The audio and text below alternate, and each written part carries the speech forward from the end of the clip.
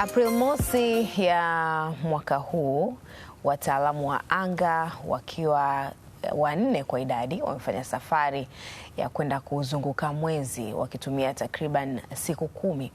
Lakini safari hiyo ni maandalizi ya kwenda kuandaa makazi ya kuishi mwezini. Sasa utachagua wewe uishi duniani au mwezini.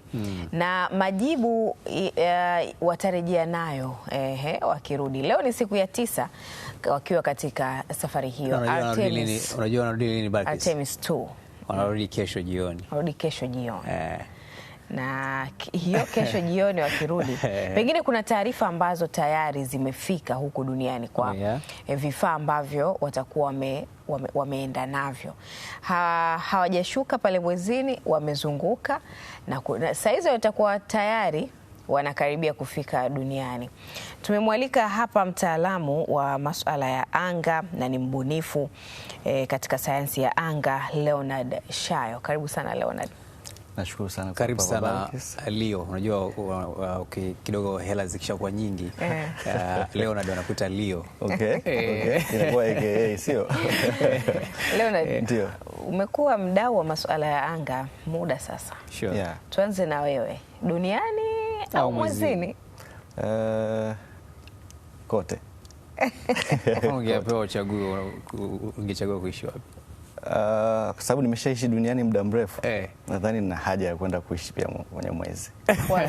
Kuangalia. Nione kule ukoje. Ndio tumeshaona kwenye video, kwenye picha, lakini nadhani kuna haja pia napenda kuona, kupata vitu vipya, changamoto mpya. Nadhani mwezini itakuwa ni moja ya changamoto nzuri. Hamna ndizi kwa? Hakuna, lakini tutaenda kupanda. Tutaenda kuandaa mazingira ya kupanda. Tunakumbuka sana comrade au tuseme ndugu zetu ambao walianza mambo haya, kina Neil Armstrong na missions zilizotangulia za wana Apollo, na sasa hivi tunaona hizo missions zinaendelea. Marekani mambo haya yameanzia, lakini tumeona pia mataifa mengine kama Russia, India na wenyewe pia wamekuwa na wanasayansi wao ambao wamekuwa wakifanya safari za mwezini. Kwanza hizi safari huwa zinakuwaje? Kwanza hapo umesema Marekani wamekuwa wakianza, lakini Urusi ndio walianza kwa takwimu mwanzo kabisa. Walianza mwanzo kabisa, yeye ndo mtu wa USSR kwa kipindi kile. Yeye ndo nchi ya kwanza kupeleka satellite, kupeleka mtu wa kwanza, kupeleka mnyama wa kwanza, kupeleka mwanamke wa kwanza kwenye space. Na baada ya hapo Marekani kwa takriban kama miaka 10 Mrusi anaongoza ile eneo. Baada ya hapo Marekani akaja kupitia rais wao Kennedy kwa wakati ule, akasema kwamba hapana, tunahitaji kufanya kitu ambacho ni tofauti sana, kuonyesha kwamba na sisi tunaweza, na sisi tunaweza tukafanya kitu kikubwa. Kwa kupitia ile mission waliotengeneza kipindi kile ya Apollo, wakaita Apollo program, ambapo sasa Kennedy akasema lazima tumfikishe binadamu kwenye uso wa mwezi atembee, sio kwa sababu ya projekti hii ama kandarasi hii ni nyepesi, bali itaonyesha uwezo wetu wa kisayansi na maendeleo yetu ya kiubunifu na kumfanya binadamu aweze kufika katika jiwe hilo. Ndipo hapo tasnia hii ilipoanzia ya mambo ya kwenda kwenye mwezi. Na kweli baada ya ile miaka 10 ya kuanzia miaka ile ya 60 mpaka 69, ndio 69 wakina Neil Armstrong, Buzz Aldrin pamoja na Michael Collins wakatua kwa mara ya kwanza pale katika uso wa mwezi, ikiwa ni Apollo 1. Apollo 11. Kwa kuna series kabla ya hapo kufanya test kama ilivyofanya Artemis, kufanya Apollo 1 mpaka Apollo 10, kwenda kufanya kwanza tunasema Earth orbit testing, kunapeleka rocket inafanya research kwanza kwenye space ya dunia kabla ya kupeleka kwenye moon, kwenye mwezi, hivyo hivyo. Kwa hiyo ikaenda, ilikuwa ni mchakato wa miaka zaidi ya 8 mpaka wakina ile grupu ya kwanza ya wanasayansi watatu wanatua kwenye uso wa mwezi mwaka 69. Kwa hiyo ikawa kubwa sana. Kina Neil Armstrong. Akiwa ndo walikuwa sasa binadamu wa kwanza kukanyaga mwezi, kwa mujibu wa taarifa ambazo zipo rasmi kutoka shirika la NASA. Ndio. Hiyo ndo ilikuwa NASA ambako pia nafikiri umewahi kutembelea pale. Nimeshatembelea pale kwa 2017, nilipata bahati ya kwenda pale kutokana na project ambayo ama kandarasi ambayo tuliifanya nikiwa nchi nyingine, kwa tukawa kama waalikwa. Okay. Na hawa jamaa wanafanya vipi kazi zao? Yaani huwa wanafanyaje kwa maelezo waliokupa wanavyo launch, kwanza wanavyoanza mchakato mzima wanavyo launch hizo safari na sasa kwenda huko mwezini? Ni mchakato kwanza muda mrefu, alafu kama unavyojua NASA na mashirika ya namna hiyo yanaandaa mpango kazi kwa muda mrefu. Kwanza hili ni shirika la jamii, kama tunaweza kusema public institution. Kwa hiyo kuna lazima serikali iingie, ianze mchakato wa kuandaa wanasayansi pamoja na vifaa vya kuwapeleka. Kwa hiyo kwa mfano, chukulia tu mfano hii project ya Artemis ambayo imepeleka hawa wanasayansi 4. Ni mchakato wa zaidi wa miaka 6 wanaandaliwa hawa. Okay. Wakina hawa makamanda 4 walioenda. Kwa hiyo mchakato wa NASA kama nilivyosema unachukua muda mrefu, lakini na matokeo yake tunayaona ambako wanakoweza kufanikiwa mission kama hizi. Kwa hiyo inaandaliwa facility ama rocket inatengenezwa, na kwa uzuri kama NASA ni kama hiyo. Ni kama hiyo ni rocket ambayo imetengenezwa na NASA, imekuwa integrated na NASA, lakini kuna makampuni kadhaa ambayo yameshiriki kutengeneza. Kwa hiyo NASA inafanya assembling ama inafanya kuunganisha katika jengo lao lile linaloitwa VAB, Vehicle Assembly Building. Baada ya hapo inafanya system checks na kufanya marekebisho na kuangalia nini ambacho kimekamilika, mpaka mchakato mzima wa kutengeneza unapoisha, inatolewa pale kwenye ile integration assembly building. Inapelekwa na kifaa kingine kinaitwa crawler, kinapeleka katika launch pad, sehemu ya kurushia. Hii ni maelezo kwa ufupi sana jinsi gani inafanyika. Then sasa ikishaikwa pale, wale wanasayansi ambao wameandaliwa, ambao kwa historia hizi misheni za mambo ya kwenda kwenye mwezi, wengi wanaenda wanatokea jeshini. Ni wanasayansi lakini wana hiyo historia ya kupitia jeshi, na vile vile ni wanaanga. Pamoja na hilo pia ni wana marubani. Kwa mfano wao 4 walioenda, wote wale 3 wale wa kiume ni marubani, isipokuwa tu huyu mwanamama Christina. Kwa utaona kwamba wana wako watu 4, sio? Wako 4. Na wewe mwanamama ndo mwanamke pekee ambaye yuko kwenye hiyo. Ndo mwanamke pekee ana rekodi nyingi. Ambaye ni kiongozi wa mission hiyo. Kiongozi ni yule anaitwa Reid Wiseman. Yule kuna Victor Glover, Christina Koch na Gerald Hansen. Pilot ni yule African American, okay. Victor Glover. Sasa hii ni Artemis ya pili. Tukumbushe Artemis 1 ilikuwaje na walifanikiwa nini katika mission hiyo?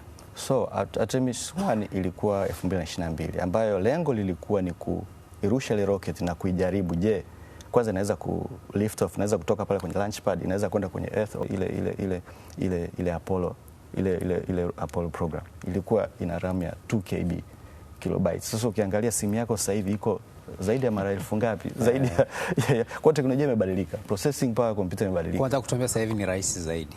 Mambo yamerahisishwa zaidi. Lakini lazima wapitie hiyo mchakato wa test ambao umewadhinisha kwamba unafaulu zaidi kupitia. Yaani ni mchakato. Lakini kwa nini wamechukua muda mrefu sana? Nusu karne, miaka 50. Au kuna namna ambayo waliona hawataki kuendelea na hii mission? Kwanza kwa nini ile programu ilisitishwa? Kumbuka walienda mara 6 kutoka 69 mpaka 72. Ilisitishwa kwa sababu kwanza lengo lilikuwa ni kuonyesha dunia kwamba sisi tunaweza kwenda. Kumprove ama sema kumwonyesha Russia wewe sio kitu, sisi tuna uwezo. Baada ya kufanikiwa lile, na hizo ndio picha, kabla hujaendelea, ndio picha walizopiga walizoshare juzi baada ya kufika. Kwa unaona mwezi, kuna picha hiyo unaona mwezi wamezunguka mwezi na dunia unaona inachomoza. Kwa hii hapa kwenye michanga hapa, si ni michanga hiyo? Hiyo ndio uso wa mwezi huo. Ndio. Kama unavyoona. Alafu hakuna ile layer kama unasema atmosphere kwetu. Kwa hiyo unaona moja kwa moja. Hayo mabonde tunasema ni asteroid na comets impact. Yaani kule juu kuna mawe yanadumbukia, yanagonga ile uso wa mwezi kila baada ya muda fulani, hizo ni crater. Unaona hayo yote ni matobo, mashimo makubwa. Usione kwenye picha hapo, lakini ni kilometers wide. Maana hiyo kama wamezoom au umefanya hiyo? Hiyo wamekaribia uso na wamezoom. Na kamera za kisasa, na kamera ambazo zina zoom power kubwa. Kwa hiyo imekuwa katika umbo dogo, lakini ni jitu, ni dude kubwa. Hiyo imeweka katika umbo dogo ili wewe uweze kuona. Lakini ni dude kubwa sana. Na ndio wanasayansi wenyewe hao hapo. Kwa hiyo nilikuwa nasema hivyo kwamba mbali na kwamba hii program kwa mfano hii ya Artemis tuna vitu vingi ambavyo tunaweza kuviangalia kwa huko, na Apollo program ilitoa hiyo njia, ilitoa nafasi. Na kwa nini ilisitishwa? Kwa sababu serikali ya Marekani ilisitisha kutoa budget tena, kwa sababu lengo lishatimia. Kwa sababu umeuliza kwa nini imepita miaka 50 hatujaenda. Hiyo ndio ilikuwa sababu pekee. Tumeshaenda, tumechukua sample, tumerudi. Hii ya sasa hivi ni ajenda mpya kwamba kumwezesha binadamu aanze kutengeneza makazi. Ile ilikuwa sio kutengeneza makazi, ile ni kwenda kuonyesha tunaweza kwenda na kurudi na sample kuna nini. Sasa hivi wanaandaa sasa makazi ya kudumu.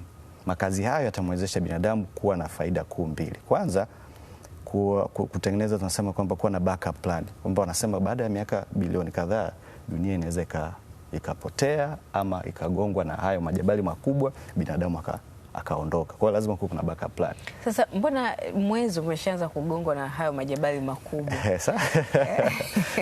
Sasa tunayawahi huko kabla hajaanza kugonga. Sasa tunawahi huko na itatengenezwa namna ya kuweza tunasema kudeflect, ama kuyaondoa yasigonge ama kutengeneza kama cover. Yes. Hiyo ni anania ya kwanza. Ya pili ni kama wanasema ni refueling station point, kwamba ni sehemu ambayo watatumia kujazia rocket mafuta wakati wakielekea Mars. Mars ni kilomita nyingi sana kutoka duniani, billions. Lakini hauwezi kutoka moja kwa moja kwenda kwenye sayari ya Mars.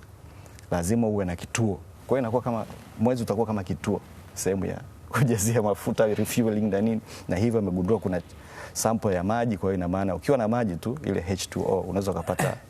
Okay, kisayansi ukiachana na duniani hapa tunapoishi, ni sehemu gani ambayo mpaka sasa kwa hizi explorations imeonekana kwamba inafaa mtu kuishi? Ndio, hivi majuzi tu na wameendelea kugundua kuna mfumo mwingine wa jua na sayari huko kilomita zaidi ya bilioni 100. Wamegundua hizo sayari, wameziname, kuna KB 113b, kuna majina ambayo wamename. Wamesema. Kwa hiyo wamesema wamegundua eneo la kwenda, lakini kufika kwa chombo cha spidi ya sasa hivi itachukua sio chini ya miaka 10,000 na kuendelea. Kufika tu hapo. Kwa hiyo sio leo. Ni zaidi. Miaka 10,000 utakuwa bado uko safarini. Uko safarini tu. Hiyo ni michache sana. Ni michache sana. Na hiyo ndio karibu sana. Sasa utakuwa hai kwa hiyo. Sasa hiyo. Lakini kufikia huko wanasema watakuwa wamegundua labda chombo cha kwenda spidi zaidi. Okay. Kwa sababu ambayo inaongeza sasa nani uwezekano wa kufika kupunguza hiyo miaka. Kupunguza hiyo miaka. Kwa mfano hii Orion tu tuliyoiona ilikuwa inakimbia kilomita 40,000 kwa saa. Hiyo ya Artemis. Hiyo Artemis. Chombo kile kilichobeba kinaita, maana kimeenda Artemis ni program nzima. Lakini chombo kilichobeba wanasayansi kile kinaitwa Artemis na ni Orion. Kwa hiyo kinakimbia kilomita 40,000 kwa saa. Na mkiwa kule ndani hamna kusimama Yaani kwamba unasimama lakini kwa sababu kile chombo kina ukubwa wa mita 5 ndani. Kwa hiyo mita 5 unaweza kusimama, lakini kuna mizigo imewekwa pia. Kwa sababu sio chombo tu ukubwa wa chombo ni mita 5 kipenyo. Lakini kuna parcel, kuna vyombo, kuna nini, lakini mnakuta kidogo hamwezi mkasimama wote mkanyooka. Lakini inawezekana. Okay. Kama ulivyoona wanavyoelea na huduma zote za kibinadamu zinapatikana ndani. Inabidi mbebe misosi yenu na nini? Lazima. Misosi, chakula kimebebwa cha kutosha ambacho kimekaushwa. Unajua wanasema kikausha chakula kinakaa muda mrefu. Kwa wakitaka kula wanakihydrate, wanakiwekea maji kidogo, wanakipasha, wanakula. Na tumeona hapo walivyokuwa wanakula. Ukiona hichi chombo kinaondoka kwa spidi sana. Tukumbushe Artemis 1 wakati ile video tuone jinsi kinavyoondoka pale chombo chenyewe. Naam. Wakati Artemis 1 inarudi, bila shaka ilirudi kuja kuleta taarifa. Inatua vipi? Inanitafakarisha kufikiria hawa na sayansi kesho wakitua inakuwaje? Kwa kinachotokea kama unavyoona wakati inaruka haibaki vile vile, inajimega kwa sababu mafuta yameshapungua, hauhitaji dude lote lile liende to space. Mpaka kinabaki kile chombo ambacho tunasema crew capsule kilichobeba wanasayansi hapo juu tu. Yaani mzigo wote huo unaouona hapo, kwa mfano Artemis ni kilo zaidi ya milioni 2.6. Mzigo wa kilo milioni 2.6 unaweza ukajua kwamba sehemu kubwa zaidi ya 80% ni mzigo wa mafuta. Kwa hivyo kwa mfano hivyo vyeupe kwa pembeni tunasema hizo ni solid rocket boosters. Kwa zina push kwa dakika 2 mzigo wote huo, and then vinatoka kwa sababu inakuwa imeisha. And then ile core stage ile ya katikati ile tanki kubwa ila push tena kwa dakika kama 6 na zaidi, nayo unakuta nani mafuta yameisha, kinabaki ile upper stage tunasema.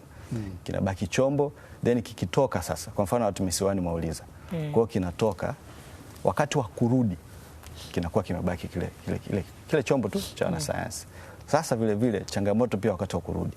Wakati wa kurudi kinafanya free fall, kwamba hakitumii mafuta tena. Kinaanguka. Kwa hiyo inafanya tu kucontrol ile orientation tunasema. Ule mkao.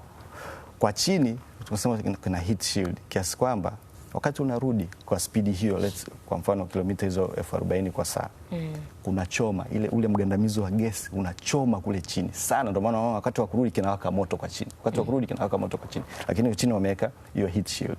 Kwa hiyo kinatua, kikishapita ile layer pale juu, kinatoa, wana eject zile nini, parachute. Kinapunguza spidi mpaka kilomita kama 32 hivi kwa lisaa. Na tayari wanakuwa wameshaandaa sehemu ya chombo hicho kutua. Mara nyingi ni baharini. Kwa mfano hizi crew mission wanatulia baharini. Kwa kunakuta vyombo tayari wamesha locate, wamesha identify zile sehemu ambayo itatua. Kinadumbukia baharini, hakizami the way kilivyotengenezwa. Kwa hiyo sinashusha na parachute taratibu, kitaangukia baharini, kitaelea. Kwa ile rescue mission, wale watu wanakuja kuokoa. Wanakuja. Na hivyo ndivyo ambavyo safari ya mwezini itakuwa. Ukienda ukirudi unarudia bahari. Hivi kumekuwa kutokea kwenye hizo za nyuma, kumekuwa kutokea ajali kwenye kutua au kwenye kulaunch? Inaweza kulaunch ishatokea. Kuna ambayo kwa mfano ile Apollo haikuwa launched, ilitokea pale wakiwa kwenye launch pad. Chombo kiliungua, kulikuwa kuna leakage ya tunasema mafuta pamoja na oxygen. Kwa hiyo ikatokea spark cheche kwa namna moja ama nyingine, kile chombo kalipuka. Huo ni mfano moja. Na watu walikuwa astronaut wote watatu walikufa pale. Kwa hiyo katika ile mission ya ile Apollo program, hao ndo kumbukumbu, ndo ilikuwa Apollo 1 ya kwanza kabisa. Walifia pale kwenye launch pad kabla hata haijaruka.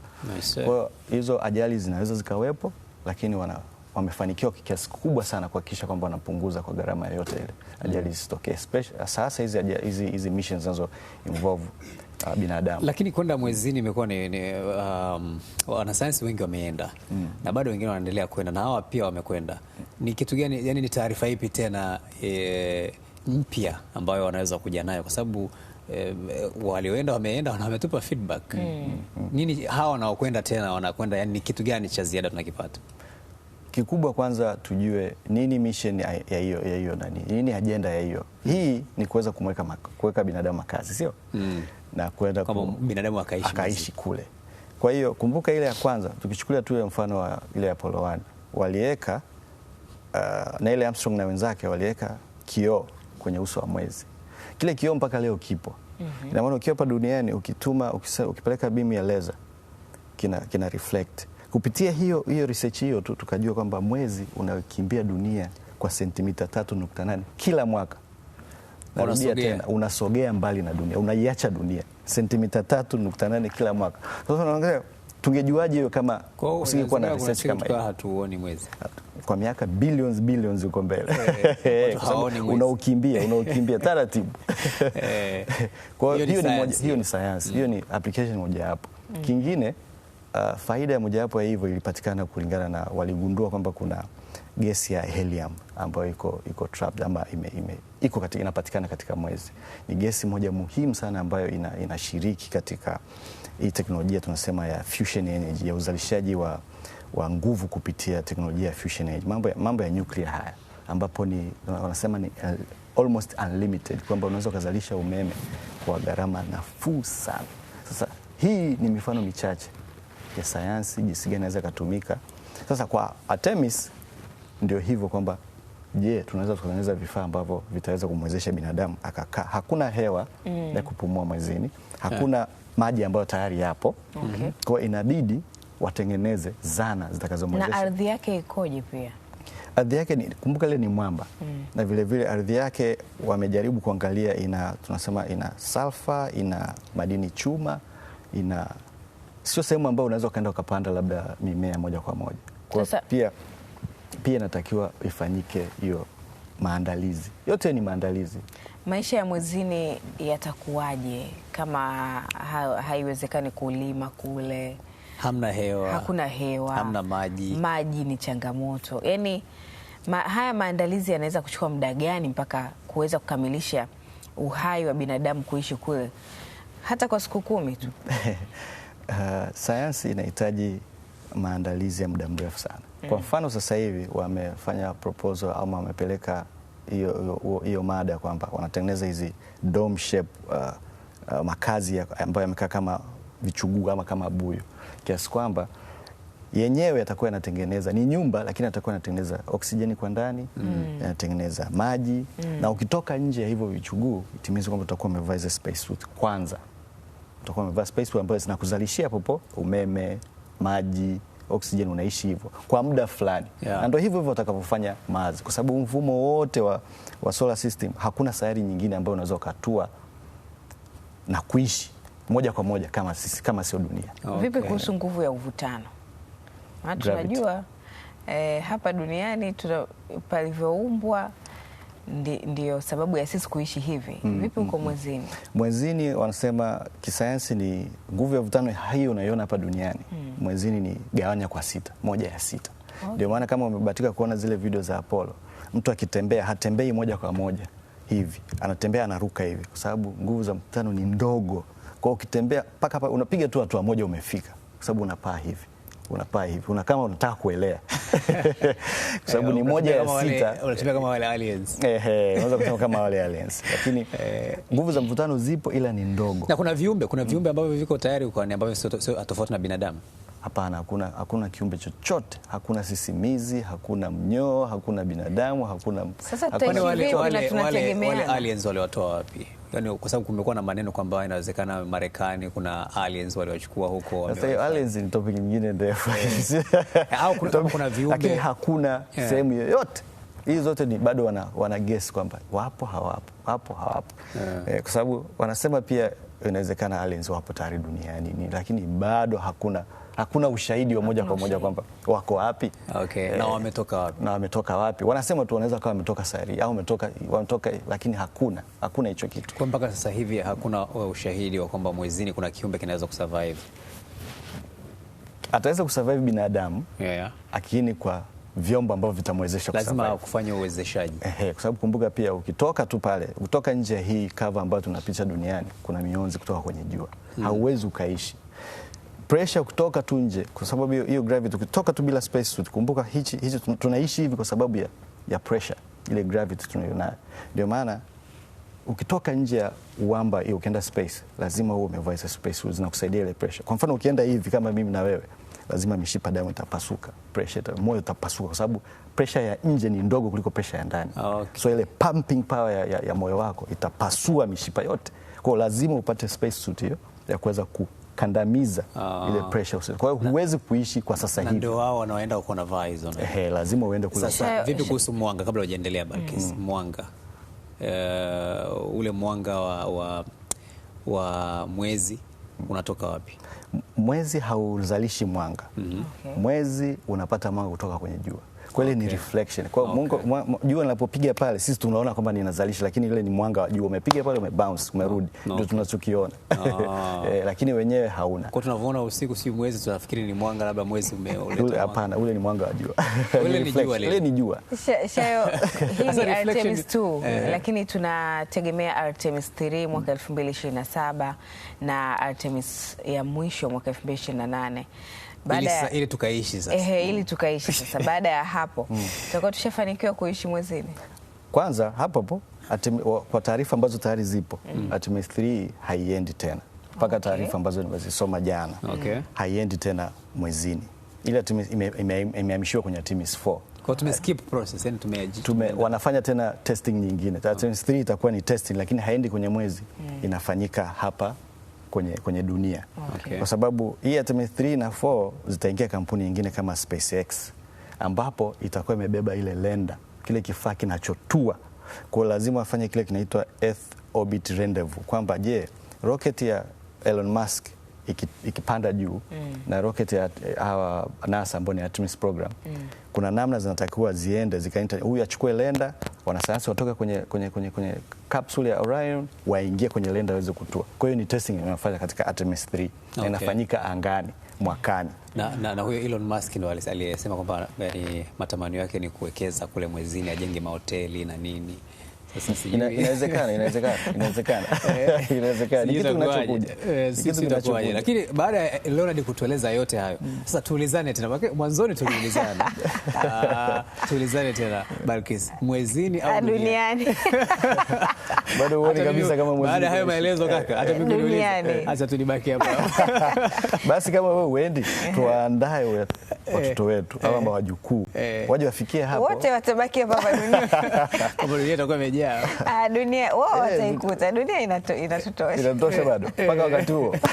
Bwana, leo tunakushukuru sana. Asante sana. Na pia na wewe pia umekuwa na mission zako za labda kwa ufupi sana kuhusu program zako unazozifanya kwa ufupi tu. Yeah, kwa ufupi tu nakumbuka kulikuwa na program ile ya satellite inaendelea, na ni swala la mambo tu ya rasilimali fedha kidogo yanapunguza, lakini tuko pazuri. Okay. Tuko pazuri. Kuna project nyingine kama za rocket zitakuja, ziko pia kwenye mchakato.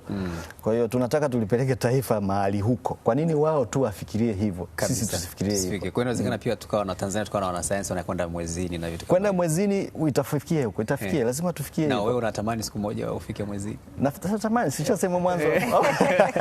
Tunakushukuru sana mara nyingine, maana kwa maelezo yanayotoa yanaonekana kama mambo ni magumu. Mambo ni magumu, ila nadhani tunataka tupate muda zaidi ili tuweze kuyafafanua kwa undani zaidi kabisa. Sasa tumezungumza hapa kuhusu tathmini ya safari ya wanaanga kutafuta makazi mapya kule mwezini, tukizungumza safari ya Artemis 2 tukiwa hapa na mbunifu pamoja na mdau wa masuala ya sayansi ya anga Leonard Shayo. Kesho panapo majaliwa wanasayansi hao watatua na kutuletea taarifa rasmi sasa, aidha duniani au mwezini. Tunakushukuru sana.